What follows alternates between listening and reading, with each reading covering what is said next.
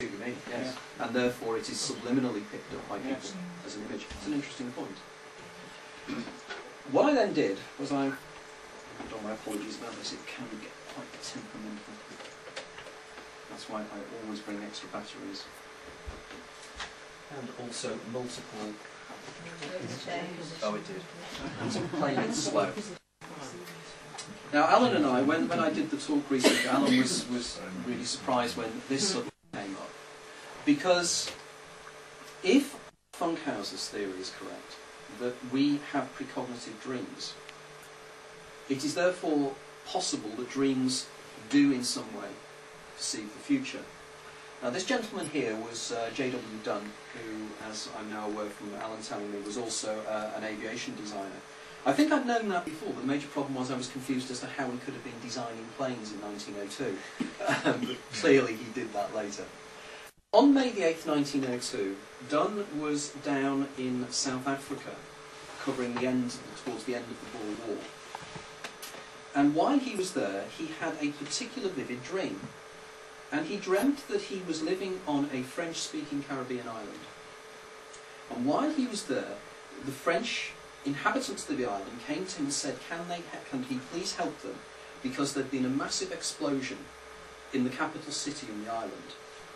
And some in the region of 40,000 people had been killed. This dream was so powerful that when he got up the next day, he couldn't shake it from his mind. And it was quite surprising when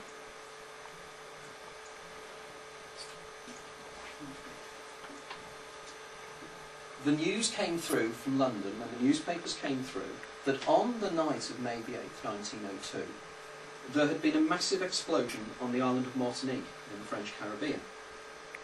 And the mountain Mount Pelée had exploded, and something called a Rouge Montone, I think it is, which is a glowing cloud, I think. My French is abysmal, but it was a poisonous cloud swept through the major town of Saint-Pierre. And it effectively killed everybody in the town, with the curious exception of one of the guys in the prison, because he was below ground level in the cell. But everybody was killed. And the newspaper heading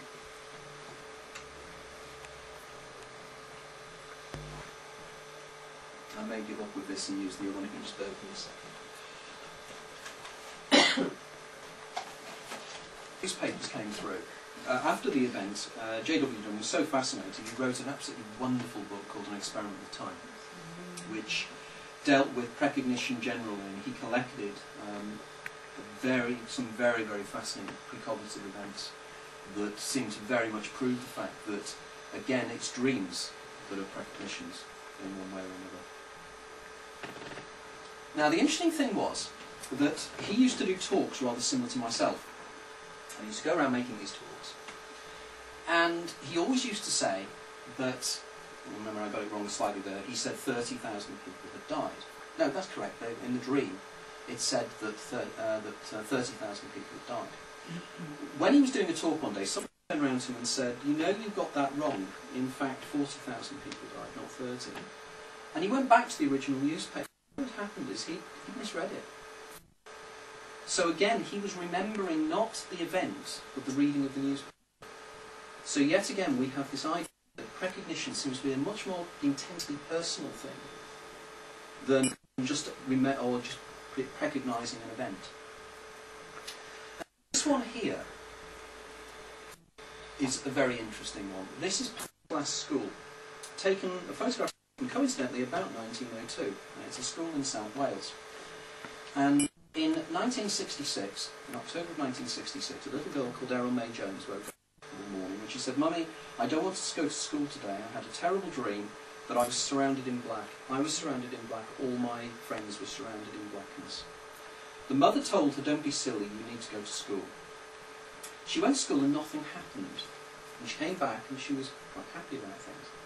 Anyway, the next day she goes to school and this happened. As you're probably aware, the village was out of bound.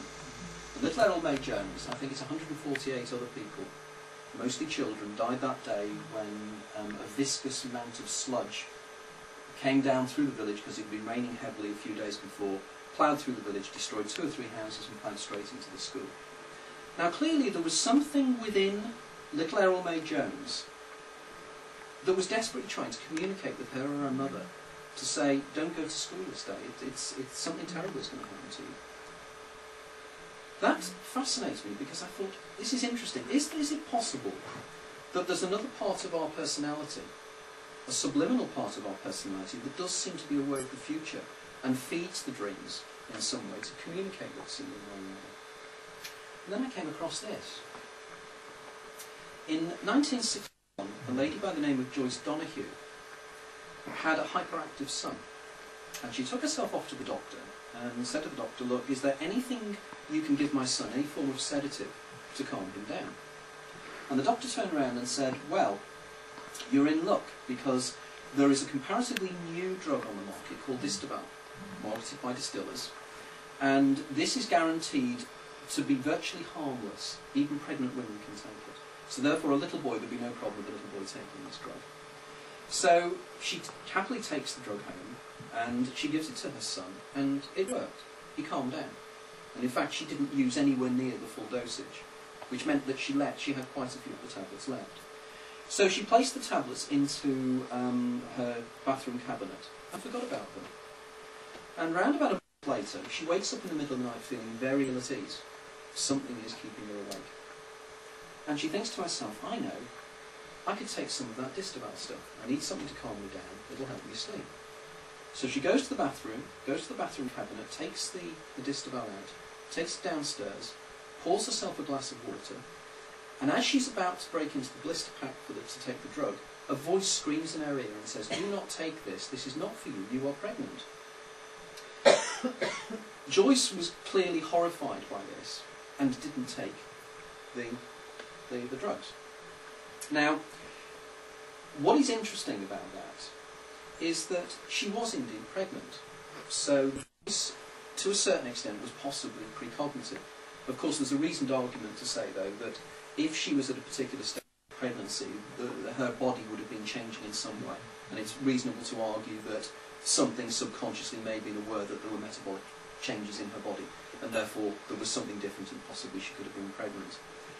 However, what was more interesting was that her son, who was born, became quite an effective artist. Now, it was in the December of that year that an announcement came out that Distabal would have to be taken off the market because it had another name. It was also called thalidomide. Now, in my next book I deal in greater detail with this case because it has fascinated me. And I've looked at the time scales. And apparently thalidomide was designed by a German drug company in the late 1950s. And the particular congenital illness, or congenital problems that thalidomide children had, and there is a technical term for it which I can't remember, but effectively their hands were attached to their body without any arms or legs, depending on the severity of the illness. And because it was dotted all around Germany, nobody joined the dots. You know, a child would be born with this in one place and then in southern Germany and everywhere else. And it was only late in 1961 when an Australian doctor noticed it was happening in Australia. And he joined the dots and he realised that Distabal was the problem and immediately contacted distillers and they pulled it. So there were no more children that had that problem. Now the interesting argument is that had Joyce not reacted to that voice, that precognitive voice, because we have to admit that it's highly likely that that voice did not know or knew something that the scientists who'd actually researched and developed the drug didn't know at that time, that it was dangerous.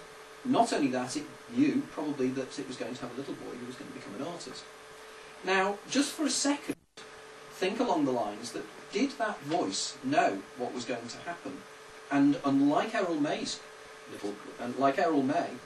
and her dream, it affected a change in the future. And that at some time in the dim and distant past or a previous life or whatever, Joyce had indeed taken that drug, had had a child, and the child had been born without arms. And she had a memory of that, a subliminal memory of the fact, which activated as a voice to warn her about a future event.